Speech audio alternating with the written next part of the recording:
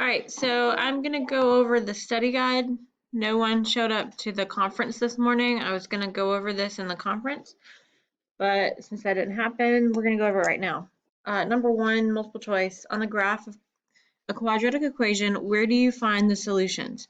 You find the solutions where you have x-intercepts. That was B. For numbers 2 through 4, state how many real solutions the graph has. None, 1, or 2.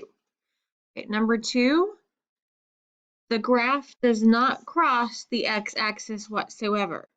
So this does not have any solutions. So this would be none. Number 3, the graph crosses in two places. It crosses the x-axis in two places, here and here. So this is going to have two solutions. Remember, the directions only ask you to find how many solutions the graph has, not necessarily what they are. You know, this one has two. Number 4 has one solution. It crosses the x-axis in one place, so it has one solution. Okay. Number 5, for numbers 5 and 6, it says to find the solution. So what are the actual numbers where the graph crosses the x-axis? Number 5, the graph crosses the x-axis at 1 and at 3. So your solutions here would be 1 and 3. Number 6, the graph crosses the x-axis at the number 2. So 2 is your only solution. Okay. Number 7, what I did to kind of make this a little bit easier is I kind of labeled this. It's hard to write in these arrows because you got to fill in the blanks here. So I'm going to put this is A, this is B, this is C, this is D, and then what each of those represents. So for letter A, that's going from vertex form to standard form. And in order to do that, you have to multiply.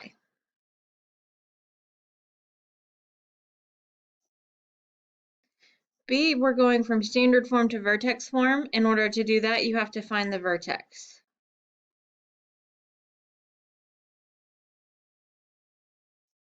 C, for that arrow, we're going from standard form to intercept form.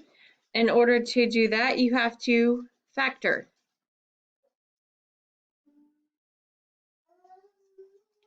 And D, to go from intercept form to standard form, again, you multiply like you did for A. All right. Next page.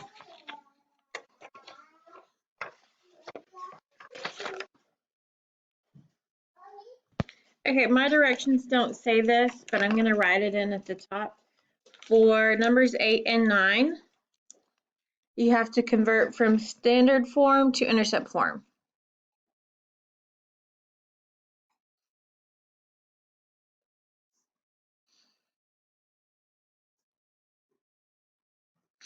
And if you need to refer back to this little chart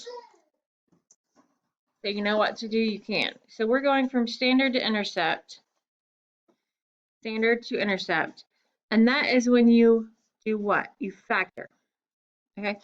These were actually the two problems that I had you do on your homework practice problems for Tuesday. These are the same exact questions. So you should recognize them.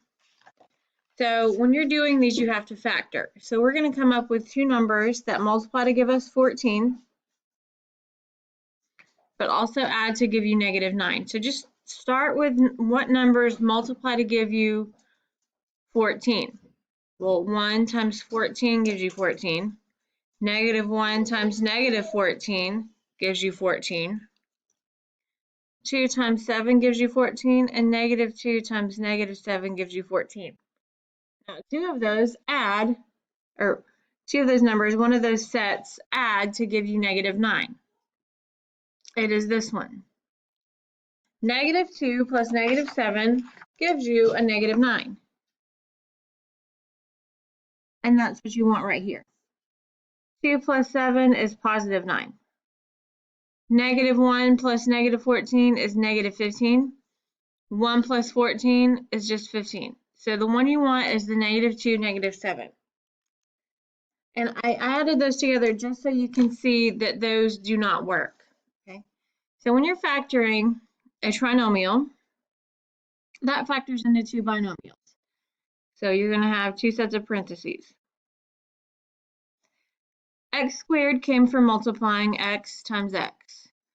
The 14 and the negative 9 came from these two numbers. Negative 2 times negative 7 is positive 14.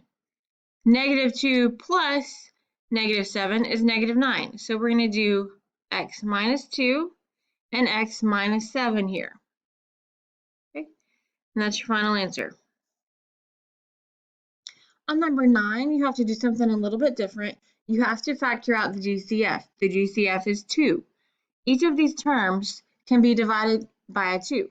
So let's do that.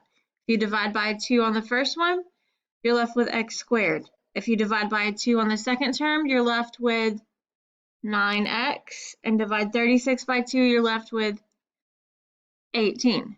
Now what we do here is the same thing you did here. You find two numbers that multiply to give you your C, add to give you your B.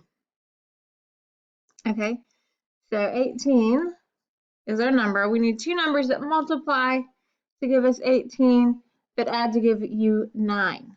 Okay, so 1 and 18, negative 1, negative 18, 2 and 9, negative 2 and 9, 3 and 6, negative 3, negative 6. All of those, when you multiply them together, will multiply to give you an 18.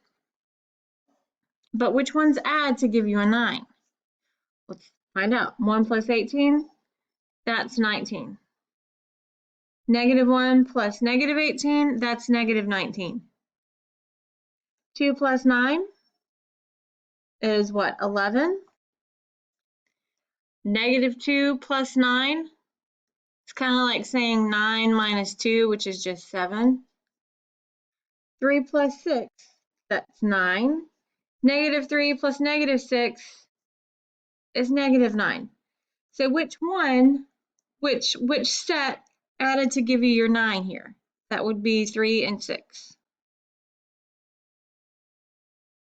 Okay, so keep the y, keep the 2, and then this trinomial is going to factor into two binomials. You got x squared from multiplying x times x. And you got these two numbers from 3 and 6, and they're both positive. So x plus 3 and x plus 6. And that's your final answer. Okay. For numbers 10 and 11, you're converting from intercept form to standard form. And you do that by multiplying. Okay, so again, these are probably some of the easiest ones. You just have to multiply. X times x is x squared. X times 1 is 1x. So we distributed the x, now we have to distribute the negative 8. Negative 8 times x is negative 8x. Negative 8 times 1 is negative 8.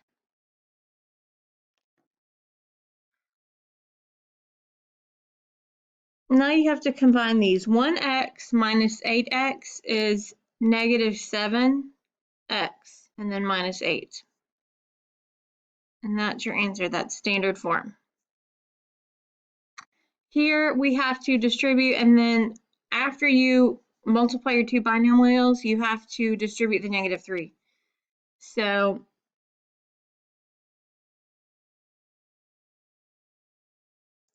what is x times x? That is x squared. What is x times negative 5? That is negative 5x. We've distributed the x, now we need to distribute the 4. What's 4 times x? 4x. What's 4 times negative 5? That's negative 20.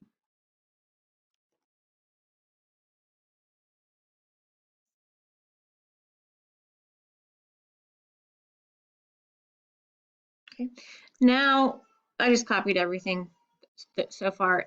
Next, we just have to combine the negative 5x and the positive 4x.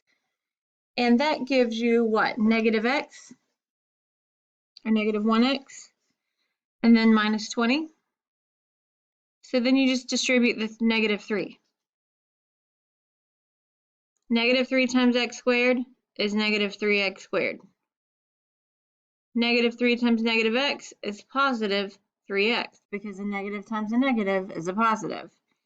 And then negative 3 times negative 20 is positive 60. Okay, and that's your final answer.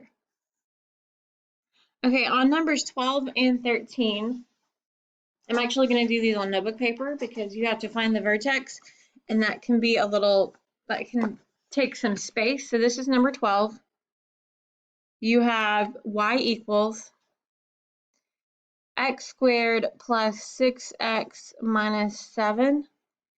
And you have to find the vertex first. You find the vertex with x equals negative b over 2a. In this scenario, a is 1, b is 6. I hope you see that. All right. So when you're doing this negative b over 2a, that's going to be negative 6 over 2 times 1, which is going to be negative 6 over 2, which is going to be negative 3. So your x coordinate is negative 3. To find your y coordinate, you just have to plug that in to this to your main equation here.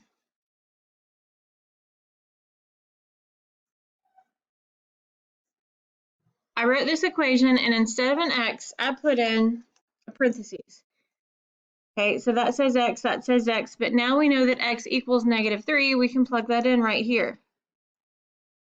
And then you just type that in your calculator and see what it gives you. So negative 3 squared plus 6 times negative 3 minus 7.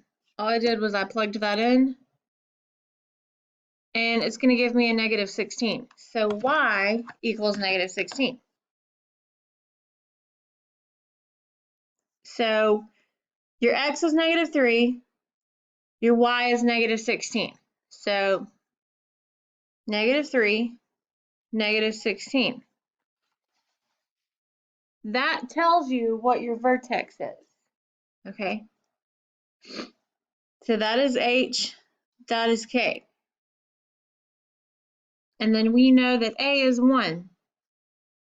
So you have to know what vertex form is. Vertex form is y equals a times x minus h squared plus k. hk is your vertex, okay? So let's plug in those numbers where they go.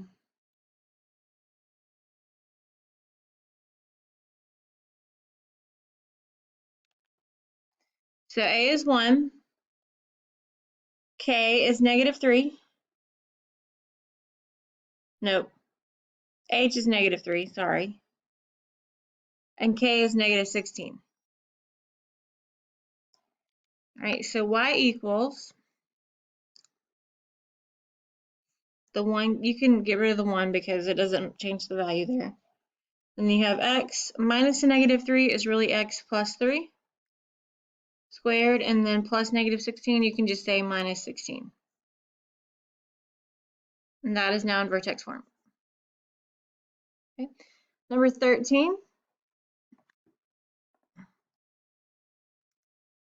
You have y equals negative 2x squared plus 8x minus 18. So you have to find the vertex again. A is negative 2, b is 8, x equals negative b over 2a.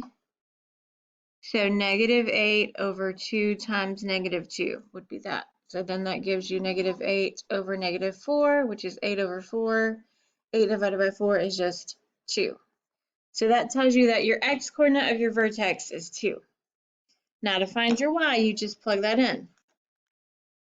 So plug that into your main equation here. Y equals negative 2 times whatever x is